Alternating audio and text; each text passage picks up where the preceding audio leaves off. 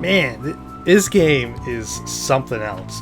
I mean, the original Persona 5 was already a fantastic game, so when Royal came out, offering new additions and all this stuff, like, what could it offer to make the experience even better when you already have perfection right here?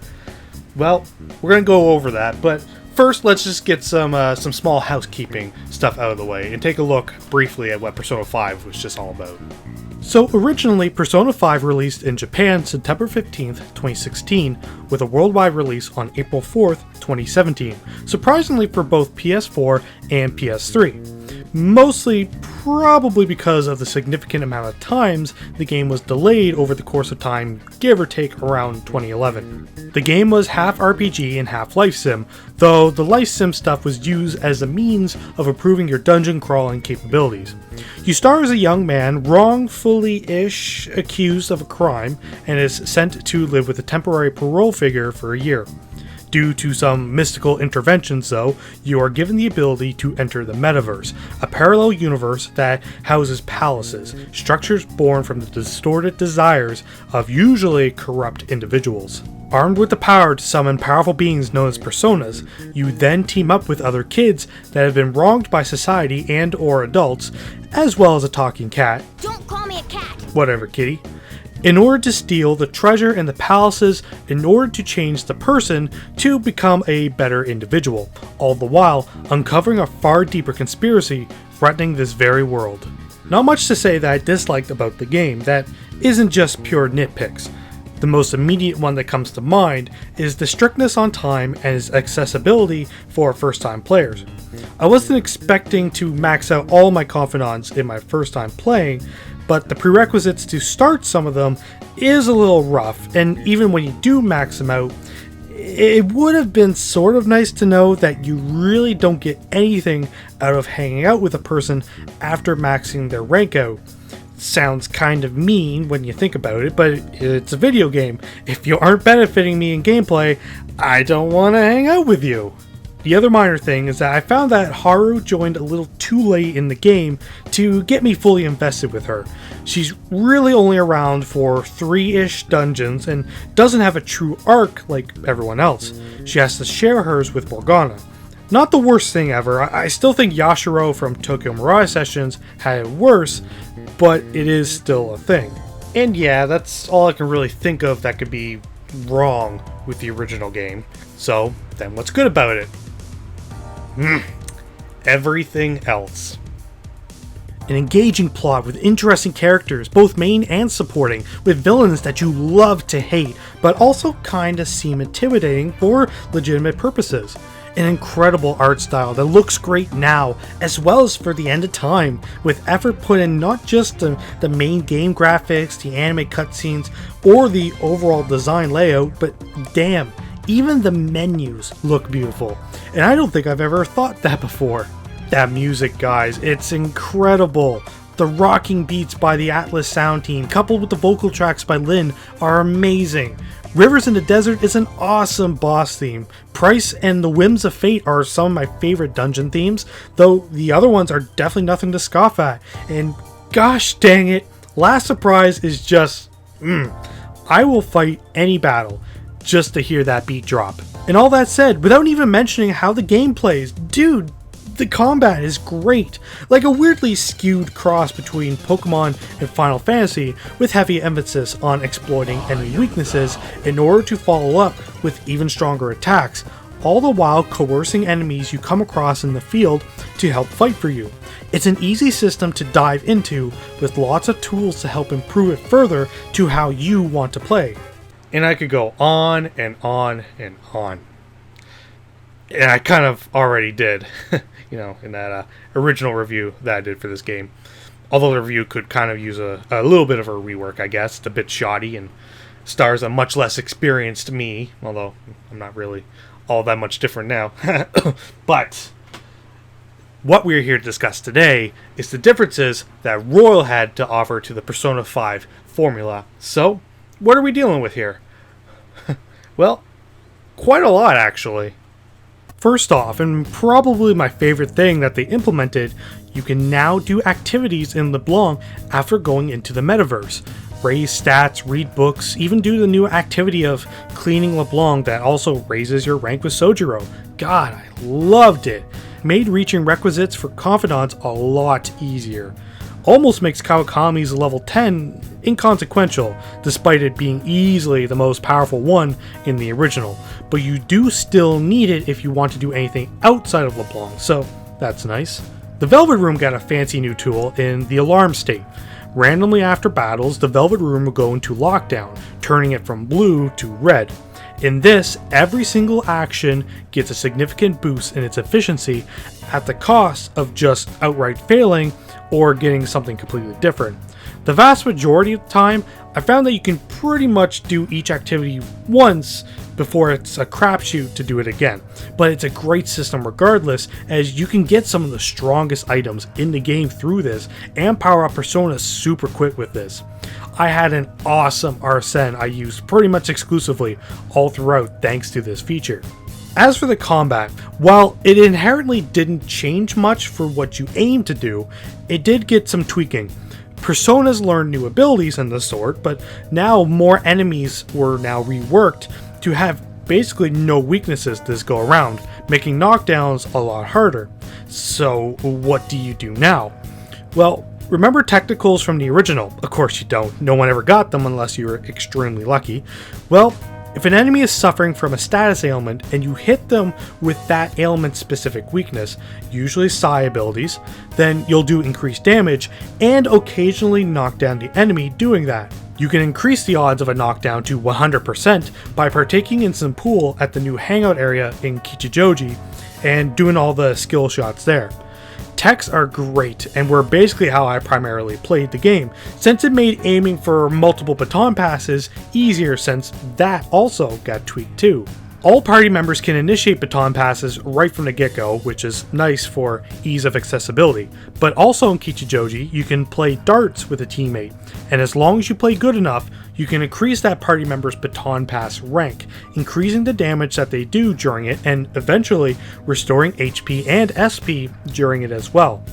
Alongside that, if you're able to baton pass to every party member in one turn, then the last person will be able to attack without using any resource, which is awesome.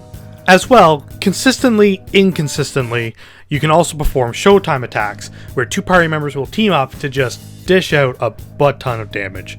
These always look really flashy and were always fun to get at least, though, like I said, they didn't come too often enough for me. I think only a handful of times I actually felt like I desperately needed the move, but it's otherwise another fun thing to have. So alongside that, as well as just the game dumping SP items at you at every waking moment, it made one-day dungeon explorations way more possible, also helping with confidant maxing. Dungeon exploration didn't change that much, I guess. There are new rooms, set pieces, and puzzles to check out, but nothing too crazy, even with the new grappling hook. It's really only there to contextually go to a new section of the palace. Newly added to dungeons though are will seeds.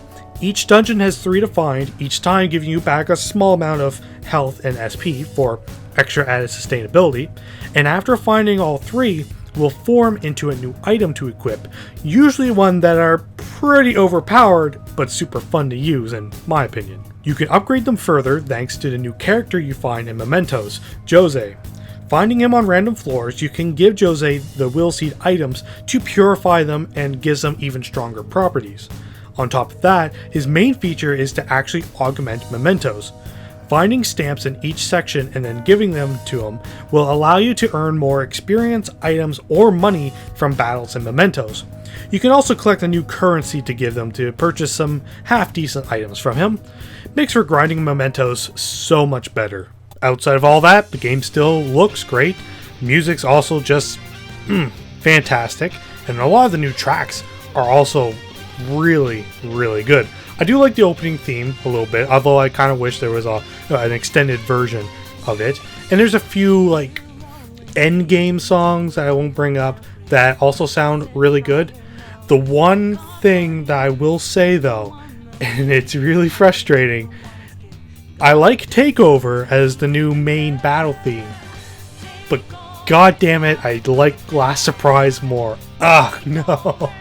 What sucks is that with Takeover plays every time you perform an ambush, which is kind of how you should play the game the vast majority of the time.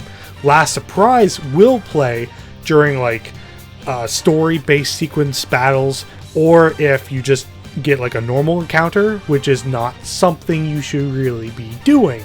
So it's the same problem I had with Persona 4 Golden, where the better song is tied behind the battle type that you shouldn't be trying to aim for, which really sucks. I kind of wish that there was like a toggle to have in the options to let you pick which song to have, something like in Smash Brothers or something, where you can like pick which song you want to have play, or the probability of which song to play.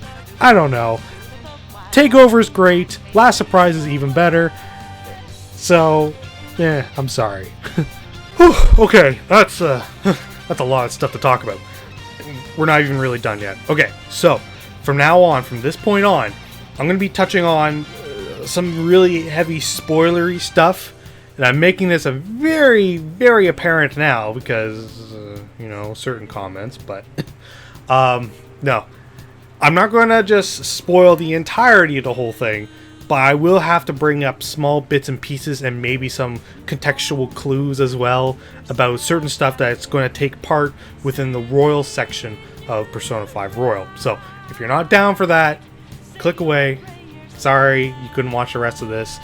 If you don't care, or you've already played it, or morbid curiosity, let's discuss a little bit of what the Royal part of Persona 5 Royal has to offer. Firstly, I want to touch on an original negative point that I had with the original. Haru's implementation in Royal is so much better.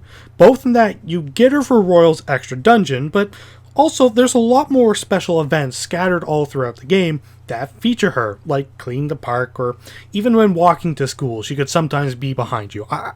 I think it's better for returning players mostly, but it's nice that she's around more regardless. With that said, they fixed my issue with Haru, only to give that problem to Kasumi. Besides a few very scattered fights sprinkled throughout the base game, Kasumi is only a playable character in the Royal part of the game, aka one dungeon. They highlighted her inclusion so much in marketing, as well as making her appearance such a big deal all throughout the base game, that it's frustrating to use her for such a short time, more so since she's actually a super fun character to play as. I mean, yeah, in terms of overall screen time, she has quite a bit before all that, probably more than Vanilla Haru, and she's disgustingly adorable and likable. All the more reason why not getting to play as her hurts so much. What's neat though is that she is sort of the catalyst for the plotline in Royal.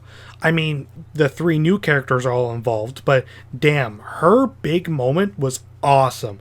It left me feeling pretty bamboozled in a good way. Reminds me of how I felt when the game did the whole pancakes thing. Yeah, it's a meme material. It was still a pretty badass moment.